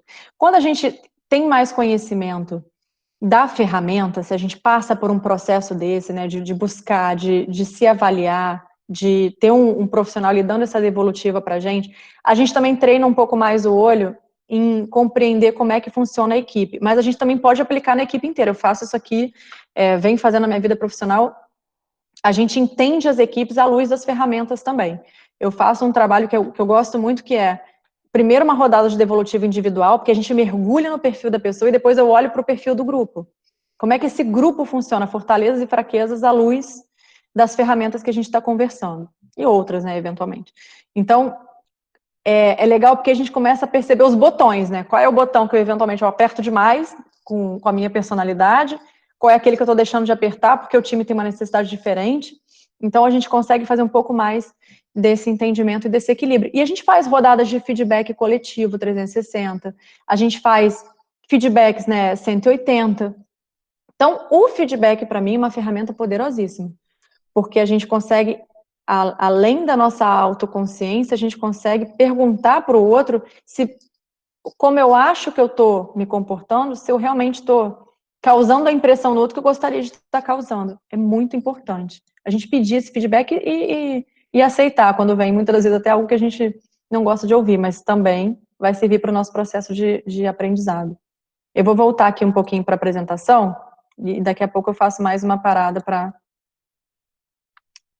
Jossana quer fazer uma pergunta, pode colocar no chat, ou se quiser também abrir o microfone, fica à vontade. Eu sou extrovertida, abri o microfone. Excelente. Curti. Eu queria perguntar, porque, por exemplo, eu já fiz estágio, não cheguei a trabalhar. E me deram um feedback dessa questão da extroversão excessiva no ambiente de trabalho, no escritório e tudo mais. E eu convivo com pessoas muito introvertidas. Então, eu teria que mudar esse meu jeito extrovertido para conviver com as pessoas introvertidas? Muito boa pergunta, excelente. Isso é interessante, porque se a gente amplia a perspectiva, ela pode estar num grupo de trabalho só com extrovertido, e pode estar num grupo com muito extrovertido, ou um grupo misto, então depende também da situação que a gente é possível mudar, gente, pior que é, quer dizer, que bom que é, né? A boa notícia é que é possível mudar. O que eu te diria, Jussana? Se você receber um feedback de que, eventualmente, a extroversão pode estar incomodando, né, pode estar um pouco além, a partir da perspectiva de quem está recebendo, que certamente deve ser alguém um pouco mais introvertido, o que eu daria de dica? Observa mais a hora de entrar, de falar, de se colocar. E por que isso é possível mudar?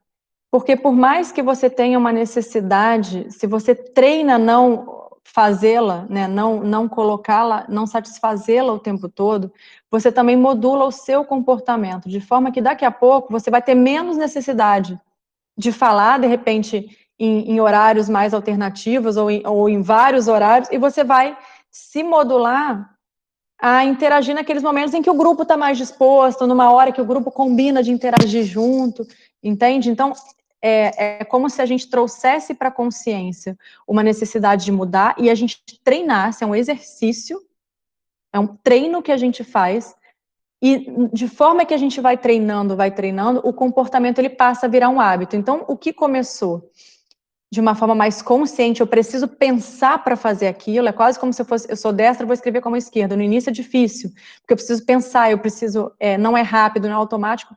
Depois de um tempo bom de treino, isso fica automático. Passa a virar um hábito que você já não, vamos dizer, entre aspas, né, já não é sofrido fazer, porque já entrou na rotina. Aprende com a prática, a Giovana colocou aqui muito bem, o nosso cérebro aprende com a prática, a gente ensina para ele como fazer diferente. Tá legal, obrigada, pessoal? Kelly. Obrigada a você. Vou voltar aqui para minha tela. E a gente vai dar sequência. Agora a gente vai falar um pouco mais da inteligência emocional. Aqui eu vou usar, só para deixar também claro, a gente pode olhar para a inteligência emocional por muitas perspectivas, tem muito material. Eu escolhi um, porque a gente precisava priorizar, né, até em virtude do tempo, que é uma ferramenta que a gente tem aí, uma contribuição grande do Barón, que eu trouxe lá atrás. Ele dividiu as escalas de emoção em grupos, ele traçou 5 grandes escalas, onde cada uma dessas ela tem 3 subescalas, ela abre, né, em 3 subescalas que se correlacionam, e ele faz toda uma correlação de como elas não só se dividem, mas elas se comportam funcionando em conjunto também. E onde que elas podem ser nossas maiores fortalezas ou nossas maiores dificuldades também. Então, o que é legal aqui, a gente pensa assim, como é que eu estou com uma inteligência emocional Legal, quando ela está mais equilibrada e quando a gente consegue ter mais domínio dessas emoções de forma que a gente expresse a maneira que a gente as expressa de uma forma mais equilibrada, colocando todas elas numa perspectiva positiva e expressando com clareza. Então, aqui, tá pequenininho, mas eu vou resumir para vocês. A gente tem um bloco que é da autopercepção, que dentro dela tem a autoestima, a autorrealização, que eu falei lá de Aristóteles, olha que interessante, ela voltando aqui. E a consciência emocional, que é o nosso autoconhecimento, quanto que a gente olha para dentro, né, e se conhece. A gente tem um bloco de tomada de decisão, que é a nossa capacidade de olhar para a solução do problema, que a gente também falou, né, o William Schultz falou da solução. O nosso teste de realidade, que é a forma como a gente olha para o fato como ele é, sem mais nem menos, e aí assim a gente consegue tomar uma decisão mais assertiva, sem florear muito ou sem minimizar muito.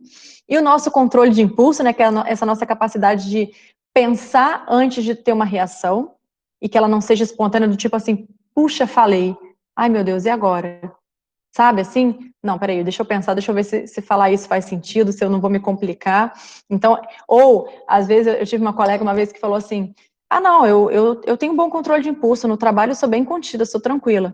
E na sua vida pessoal? Eu compro a beça. Às vezes eu compro, não sei nem por que eu comprei aquele tanto de roupa. Então, assim, é a gente pensar nesse controle de impulso nas nossas esferas da vida de uma forma geral. Às vezes eu tô me segurando demais no trabalho, mas em casa eu chego em casa explosivo, eu brigo com todo mundo. Às vezes eu sou assim um pouco, gente, assim, não vou mentir não. Mas, às vezes, quando a gente tá em casa que a gente relaxa mais, a gente solta as emoções ali com um pouco mais de intensidade. Então, como que a gente segura e controla isso também? E não vai descontar na compra ou outros hábitos, outros vícios que a gente pode adquirir como uma forma de compensar aquele impulso que a gente segurou, mas não soube como controlar de verdade. É muito legal a gente olhar para isso de uma forma mais ampla. E também entendendo, gente, que assim, tem hora que a gente vai precisar de um momento de descarga, né? Como a gente faz isso? Sem se prejudicar, sem prejudicar outra pessoa. Vou chamar um grupo de amigos para a gente se encontrar, para bater um papo legal, para dar risada. Como é que a gente pode fazer? Vou fazer um exercício físico. Como é que a gente faz um pouco dessa descarga, né, de tensão, de emoções ali que a gente segurou muito, de uma forma positiva para a gente? O interpessoal aqui são as relações interpessoais, como a gente constrói essas relações, o Schultz falou disso, né? Quais são as necessidades que a gente tem dentro das relações, a nossa capacidade de gerar empatia, que não é só se colocar no lugar do outro, mas é de reconhecer a perspectiva do outro. Às vezes eu falo assim, sei como você se sente. Não sei, eu não estou ali na situação, mas eu consigo, de alguma forma, me compadecer, né? E me voluntariar para apoiar a pessoa para participar daquela situação. E se eu realmente praticar, né, e exercitar minha empatia, a gente tem uns neurônios que foram descobertos mais recentemente, que a gente chama de neurônios espelho, que é quase como se a gente fosse capaz de imitar um pouco daquele sentimento. Às vezes a pessoa chora, o nosso olho enche de lágrimas, sabe? Então a gente começa a demonstrar que a gente está junto com a pessoa, né, inteiro ali, ouvindo aquela demanda e se voluntariando para apoiar. E a responsabilidade social, que é o nosso desejo, né? Como a gente se coloca para contribuir voluntariamente para uma comunidade, enfim, para um todo um pouco maior do que só um indivíduo ou só um grupo pequeno de pessoas. A composição da autoexpressão é como a gente se expressa, é o que eu comentei do Schultz, né? Que ele fala de como eu me expresso e como eu desejo. Importante é que a gente consiga expressar o nosso desejo de uma forma mais equilibrada. Eu estou desejando muito, expressando pouco. O que vem de fora talvez não venha do meu agrado. Então, é como a gente é capaz de expressar adequadamente as nossas emoções, de forma que o outro saiba o que eu estou pensando e o que eu estou sentindo, não seja nada agressivo, né, para o outro lado, mas eu consiga deixar muito clara a mensagem que eu quero passar. A assertividade é como a gente comunica os nossos sentimentos e emoções, defendendo um conteúdo que a gente acredita, mas trazendo uma perspectiva positiva para o diálogo, para a interação, para a comunicação. E a independência é a capacidade que a gente tem de tomar as nossas decisões sem depender emocionalmente da aprovação dos outros. E aí, gente, não é para a gente se tornar rebelde, a partir de amanhã eu não pergunto mais nada para ninguém, não vou perguntar para o meu marido, para minha esposa, a opinião, não é isso. Mas é o quanto que a gente tem segurança de tomar alguma decisão, ainda que de forma colegiada, mas, poxa, eu acredito nisso, vamos fazer junto? E tem hora que a gente vai ter que fazer algumas concessões, mas desde que a gente não fique frustrado com a concessão, mas que a gente entenda que talvez seja uma independência ali um pouco mais coletiva. Que a gente vai precisar tomar uma decisão em conjunto, não vai ser exatamente como eu tinha pensado, mas a gente conseguiu chegar num acordo bacana e foi bom para todo mundo. E a gente tem a última composição aqui, que é do gerenciamento de estresse, que é a flexibilidade, a tolerância ao estresse e o otimismo. Então, essa tolerância ao estresse é legal. Nas organizações a gente vê que é um componente que faz muita diferença, que é como a gente lida com o estresse, e eu falei um pouco da pandemia, das pessoas que são muito estruturadas, que ficaram muito estressadas, como a gente lida com o estresse, com a situação difícil, mas trazendo uma perspectiva positiva para ela, e uma serenidade adequada, até para a gente conseguir pensar melhor na solução que a gente vai dar para aquele problema. Então, se a gente como é que eu vou dizer? Se a gente se abala muito com aquele estresse, fica estressado demais com aquela situação, a gente perde um pouco a clareza de que decisão é melhor a ser tomada naquela situação, como é que eu saio daquele problema, a gente fica meio complicado ali. É uma emoção que eu gosto muito de trabalhar nos executivos, entre outras, né? E o otimismo também é uma emoção que a gente trabalha muito, que é como é que a gente olha com positividade para a vida, para o cenário que a gente está vivendo. Estou vivendo um cenário, né, que a gente comentou também de muita incerteza, talvez esteja um pouco pior do que a gente estava acostumado, mas como é que eu olho assim? O que eu estou aprendendo com isso? Quais foram os novos hábitos que eu adquiri que de repente estão até me ajudando, estou economizando mais no cartão de crédito, aprendi a fazer uma comida em casa, estou dando mais atenção, estou tendo mais tempo, né, de conviver um pouco mais com meu filho, porque antes eu trabalhava muito mais fora de casa. Então, o que de positivo a gente está tirando disso, mesmo reconhecendo que a gente está num cenário de mais dificuldade, sim. Então, é olhar um pouco com essa perspectiva que faz com que a gente, se a gente voltar lá para as nossas ativações, né, de afeto, a gente gere ativações mais positivas no nosso cérebro. Tá legal, pessoal? E aqui, tem uma coisa que eu gosto muito de comentar em cima disso, que é um conceito também famoso, que é a mentalidade fixa e a mentalidade de crescimento. E aí, conectando com tudo que a gente falou, o nosso cérebro aprende, né? A gente ensina, a gente treina, a gente pensando coisas positivas, a gente gera uma série de reações positivas no nosso corpo, a gente evita uma série de doenças, a gente ajuda um monte de gente, porque a gente leva positividade, né? Leva emoções positivas para as pessoas que estão à nossa volta. É fácil falar, eu sei, também tem os meus momentos, mas a gente tenta funcionar de uma forma mais equilibrada, mais interessante, né, mais legal pra gente. E a mentalidade fixa aqui, quem nunca, né, gente? Vamos também falar a verdade, que às vezes a gente teve um momento de não acreditar tanto no nosso potencial. Então, falhas são sinais de que não vai funcionar mesmo, se eu falho é porque eu não sou bom, eu sou ameaçada pelo sucesso dos outros, quando eu me frustro eu desisto. Experimentar novas coisas é muito arriscado, feedback são críticas, é destrutivo, então a gente não valoriza o feedback, já fica se tremendo inteiro quando vai receber um feedback. Eu não consigo aprender tudo isso, eu falo porque eu não preciso escutar, eu já sei tudo, me diga que eu sou inteligente, minhas habilidades são pré-determinadas. É uma série de crenças que às vezes a gente tem, quando a gente olha lá para aquele iceberg que a gente comentou, que às vezes trazem limitações para a gente, porque voltando lá no Schultz também, a gente só é ilimitado porque a gente acredita que a gente é ilimitado, a gente começa a cultivar esse monte de pensamento limitante e a gente se paralisa muitas das vezes acreditando que a gente não vai ser capaz de ter um sonho eventualmente. Poxa, esse sonho está muito grande, eu não vou conseguir. Mas o problema é que isso, isso e isso, a pessoa não vai me apoiar. Gente, a gente precisa tentar. Tem hora que a gente pode até concluir que não deu, tentei, não deu, de repente vou por outro caminho, até pode ser que seja melhor para mim, mas são crenças que limitam a gente demais. E eu penso muito, uma reflexão que eu faço, o quanto eu levo isso na educação, por exemplo, que eu dou para o meu filho, assim, o quanto eu encorajo ele a fazer as coisas, a ter os aprendizados dele, ou o quanto eu também limito, se eu fico também com essa crença transpondo para ele. Então, é importante a gente pensar que a gente vai influenciando em outras pessoas que estão à nossa volta, de forma positiva ou negativa, dependendo da forma que a gente leva. Aí, o inverso disso, né? Na mentalidade de crescimento que a gente chama, falhas são oportunidades para evoluir, a gente aprende, né? Quando eu falho, eu aprendo, eu sou inspirado pelo sucesso dos outros, amo desafios. porque me ajudam a crescer. Eu gosto de experimentar coisas novas. Quando eu me frustro, eu persevero. Todo feedback é construtivo. Eu me calo quando eu estou escutando, é dar palavra para o outro. Eu aprendo a fazer o que eu quiser, eu sou capaz de aprender, eu me esforço, e atitudes determinam as minhas habilidades. Então, o meu esforço e atitude determinam as minhas habilidades, ou seja, eu sou protagonista dessas escolhas que eu tenho. Eu não conheço uma coisa hoje, mas eu vou estudar, eu consigo aprender.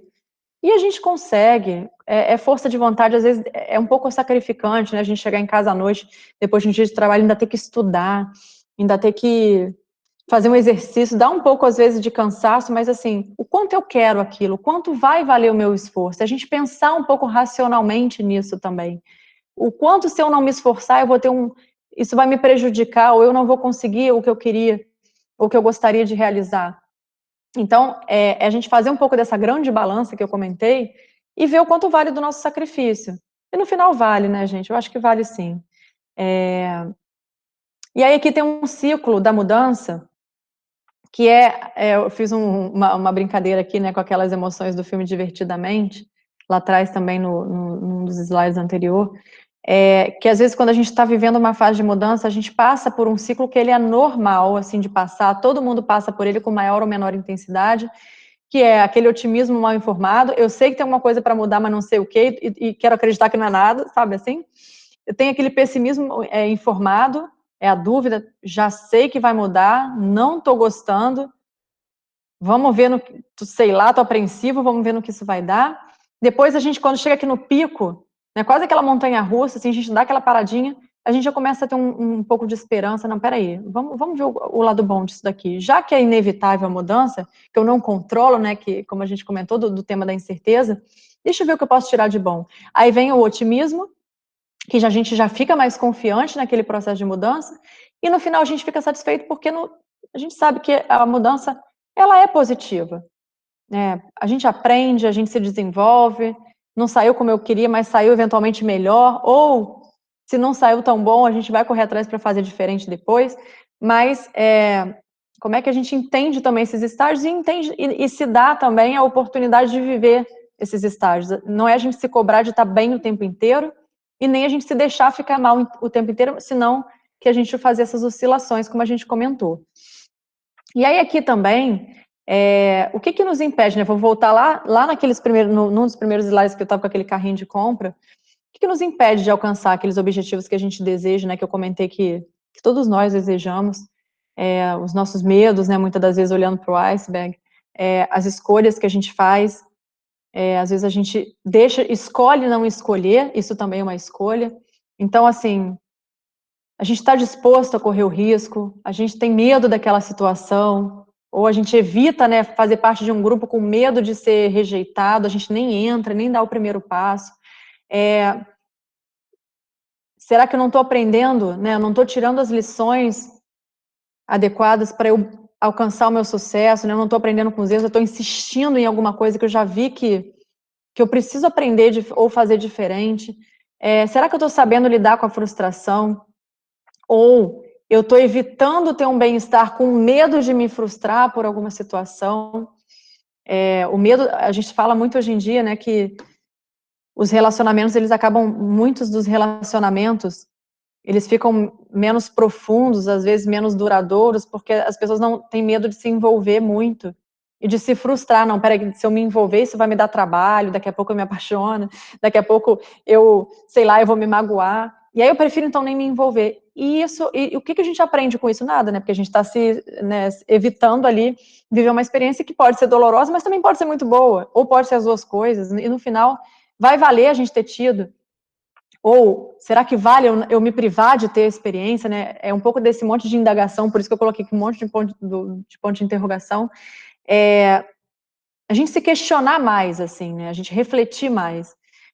O desenvolvendo, será que eu estou me desenvolvendo adequadamente? Estou desenvolvendo as competências que, eventualmente, uma determinada tarefa que eu quero fazer está exigindo? Estou buscando o aprendizado, estou buscando pessoas para me ajudarem. E aí tem um tema também que é novo, que eu coloquei aqui, que é a vulnerabilidade. Às vezes a gente tem tanto medo de se expor e de expor as nossas dificuldades e eventualmente ser mal interpretado, ou não pertencer àquele grupo porque a gente não tem aquela determinada afinidade. E quanto mais, voltando lá em Schultz, a gente for transparente, quanto mais a gente poder falar, né, que a gente tem medo, que a gente está inseguro, que a gente está tendo uma dificuldade aqui com uma determinada atividade, que a gente não conseguiu aprender uma coisa na mesma velocidade que os colegas aprenderam, isso torna muito legítima a relação. E a gente antecipa para quem está do outro lado a nossa necessidade também, como a gente precisa, qual é a ajuda que a gente precisa. Então, a gente também trabalha muito isso nas organizações, como é que a gente leva essa transparência aproximando o líder e liderado. Não são pessoas melhores ou piores, muito pelo contrário.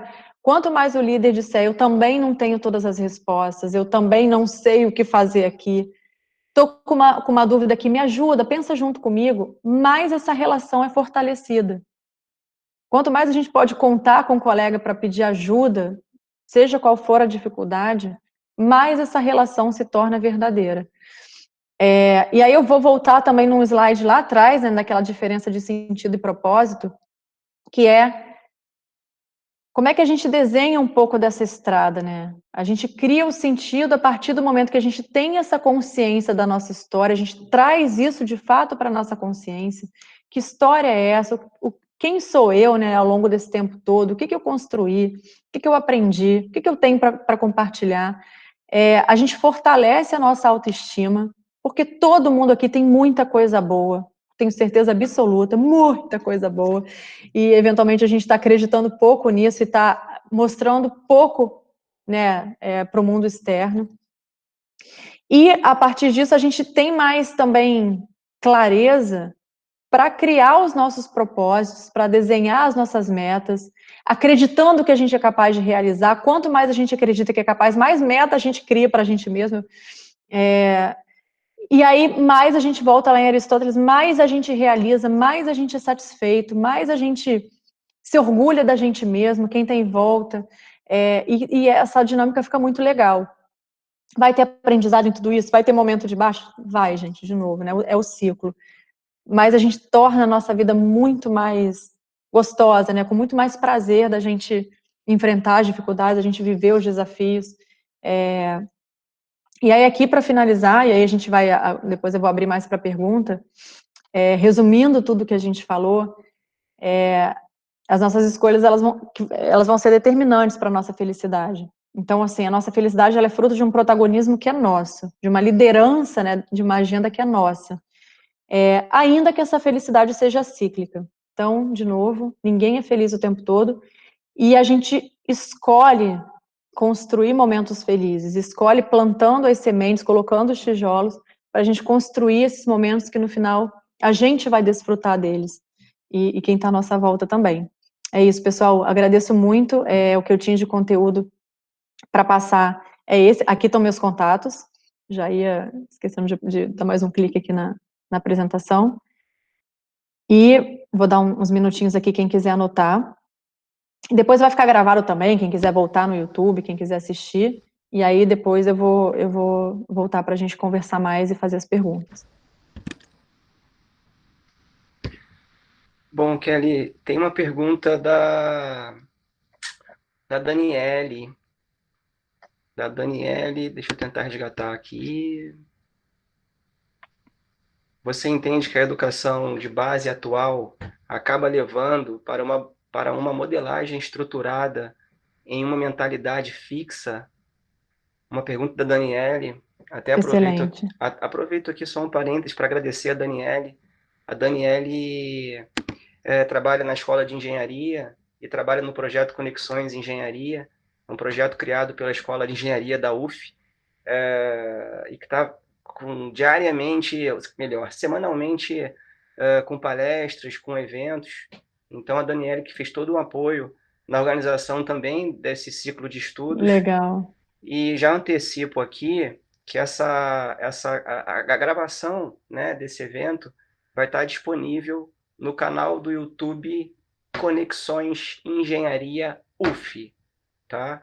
Graças ao diretor da escola, José Rodrigues, e ao trabalho do Daniele, que contribuiu com a palestra com essa pergunta. Excelente. Daniele, Vamos lá. oi, perdão, Vamos lá. Sérgio, você queria colocar? Não. Vamos lá, Kelly, por favor. Tá joia. Eu não vou dizer que ela acaba levando a uma modelagem nem que sim, nem que não.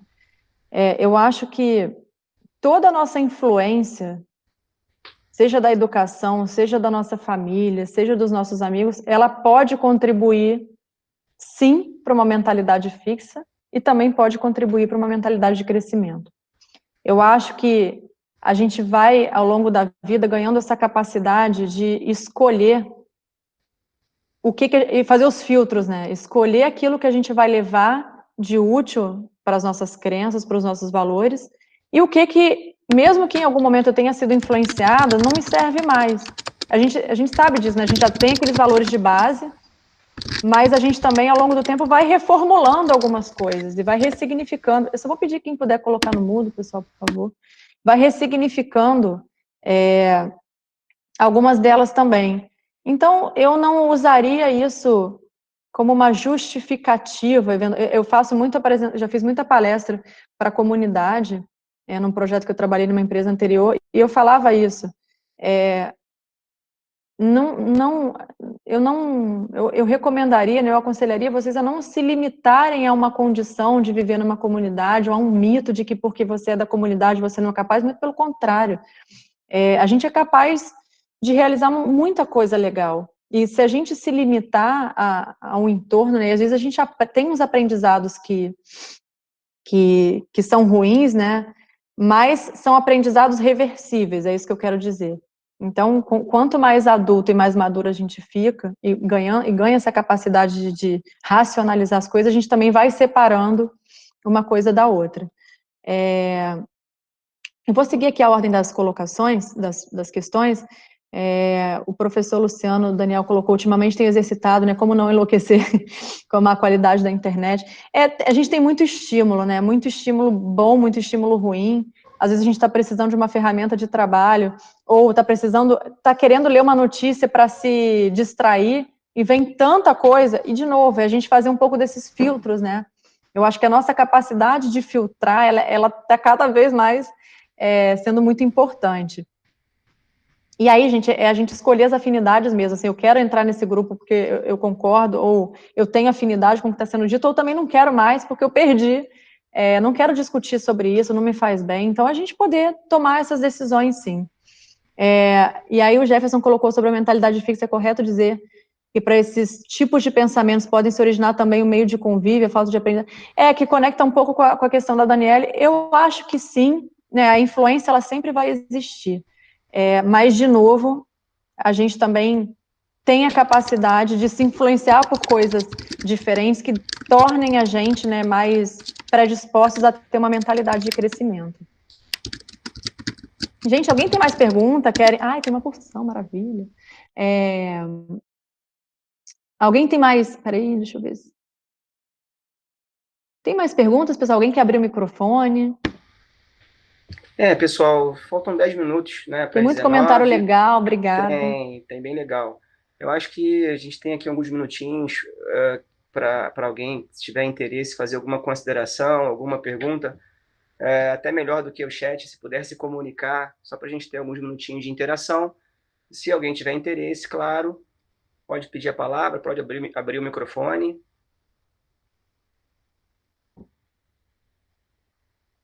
Pessoas queridas aqui, a Denise Bassani, parceira de muitos anos. Lembro do nosso primeiro artigo, há uns 15 anos atrás, que nós publicamos na área de gestão do conhecimento. Muita gente legal, muita gente bacana aqui. Gente, a Deise está perguntando quando será o próximo. Nós estamos com uma palestra prevista sobre comunicação, tá? Eu não sei se você é aluna do LaTeX ou se você é interessada por algum curso do LaTeX, porque essa foi uma mala direta que nós utilizamos para divulgar essa palestra da Kelly. Divulgamos também por outras mídias. Eu vou colocar o meu e-mail aqui no chat, sfranca@id.uf.br, porque caso vocês não sejam alunos do LaTeX ou por algum motivo vocês não tenham interesse de participar das outras palestras, pode me passar o e-mail que eu vou incluí-los na nossa lista, tá? De contatos. Mas teremos outras palestras, sim. Mais alguma pergunta? Vamos lá. Eu gostaria... Tá ouvindo? Sim, Luciano. Sim. Sou eu. É só parabenizar mesmo, tá? A Kelly e o pessoal que organizou aí, teve essa ideia, iniciativas nesse sentido aí, acho que são muito, muito bem-vindas, muito importantes mesmo. Eu fico muito feliz de ver isso acontecer na UF. Eu sou relativamente professor, né, recente, tenho 1 ano e meio na UF, e já percebi que a UF tem uma característica, assim, né, se preocupar com o lado humano. Isso é muito, muito bacana. Então, parabenizar mesmo, e espero que venham mais eventos aí. Vou aguardar. Um abraço. Muito legal.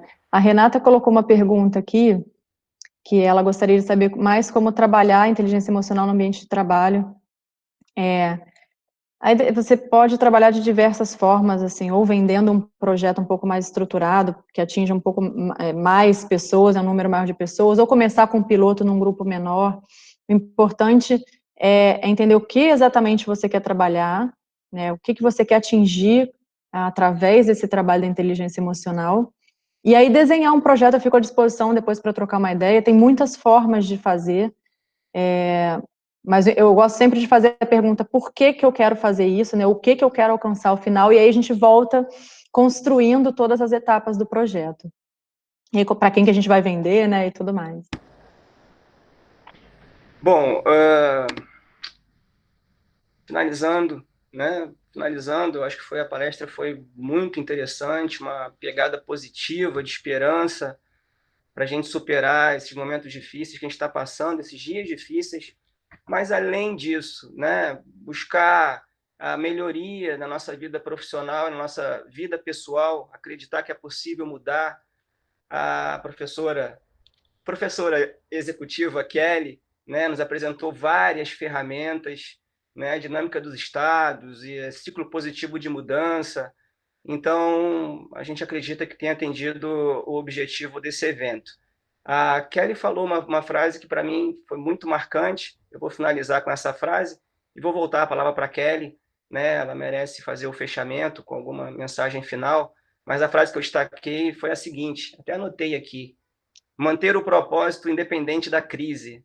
Então, acho isso muito forte. Essa crise pode ser uma crise dentro de casa, uma crise de relacionamento, ou uma crise maior, né?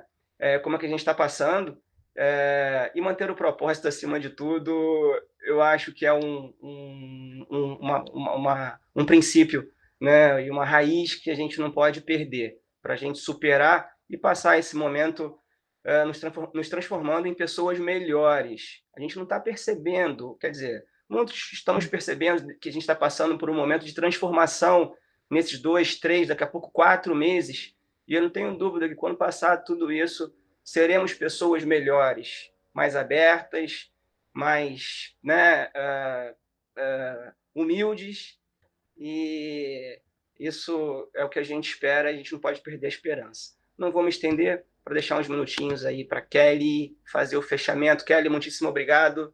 Tá? Obrigada, Sérgio, adorei. Gente. Mais uma parceria. Mais uma parceria maravilhosa, super obrigada. Tá, fica com você para fechar. Muito obrigada mesmo, sou fã da UF, vou reforçar, terminar falando isso. Eu acho que essas iniciativas engrandecem muito a gente, não só como profissional, mas como pessoa também. A gente ter essa oportunidade de falar sobre isso, que às vezes é tão raro, né? A gente poder falar sobre isso, a gente sente, sofre, ri, mas não fala, não racionaliza um pouco mais, não faz a catarse. Então, agradeço muito a oportunidade, agradeço muito a vocês que tiveram esse tempo aqui com a gente, que contribuíram com as perguntas, e que vão, eu tenho certeza que vão levar um pouco do que a gente conversou para suas vidas. Eu espero que a gente possa continuar interagindo, que vocês contem comigo também, a partir daqui, no que eu puder contribuir, no que eu puder ajudar. E eu acho que essa dinâmica positiva, ela vai se maximizando, né? A gente vai atingindo a muito mais pessoas a partir daqui. Então, mais uma vez, muito, muito obrigada. Estou muito feliz. A minha emoção aqui hoje é uma felicidade gigantesca. É uma satisfação, uma alegria muito grande de ter podido estar aqui e eu desejo tudo de melhor para vocês, gente, tudo de bom. Muito obrigada, Sérgio. Obrigado, pessoal. Fiquem com Deus, se cuidem, alegria dentro do possível. Saúde. Saúde. Acessem o canal do YouTube Conexões Engenharia, UF, que vocês terão disponível as nossas palestras e ficarão sabendo de novas oportunidades também. Até a próxima. Muito obrigado. Obrigada. Valeu, Kelly. Obrigado. Valeu. Obrigado a todos. Tchau, tchau. Obrigado a todos. Boa noite.